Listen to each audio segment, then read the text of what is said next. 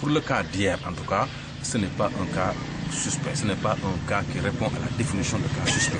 Parce que pour être un cas suspect, il faut, comment dirais-je, provenir, n'est-ce pas, de ces pays touchés, n'est-ce pas, par l'épidémie et présenter des signes. Le malade que nous avons vu hier, n'est-ce pas, venait de la Mauritanie. Et la Mauritanie n'est pas encore un pays touché, frappé par l'épidémie. Donc on ne peut pas dire que vraiment c'est un cas suspect. Maintenant, n'importe qui peut faire sa fièvre. N'importe qui peut être fébrile, son palud, sa grippe, et ainsi de suite. Et ne pas être vraiment suspect. Mais si on se limite vraiment à la définition, n'est-ce pas, de cas suspect, hein, c'est un malade qui provient, n'est-ce pas, d'une zone touchée et qui présente des signes, que ce soit hémorragique ou pas, mais quand même qu'il vienne au moins de ça, de ces pays touchés-là.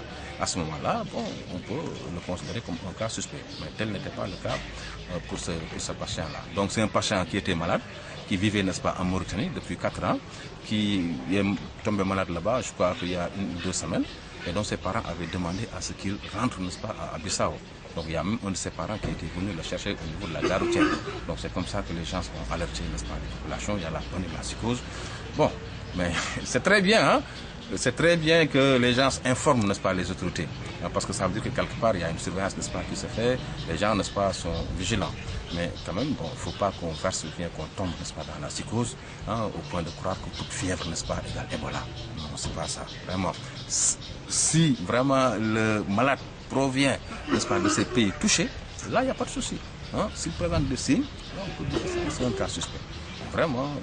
Vous, par exemple, si vous avez de l'affaire, on vous dit que vous êtes un cas suspect alors que vous n'avez pas été en contact avec un malade, n'est-ce pas, touché par le Ebola. Vous n'êtes pas sorti de Ziguinchor, n'est-ce pas, pour aller à Guinée-Bissau, Sierra Leone, on vous dit que vous avez le Ebola et qu'on commence à vous fuir. Je crois que là aussi, ce n'est pas de nature vraiment à améliorer la réponse au niveau de la région. Il faut que les populations gardent leur sérénité.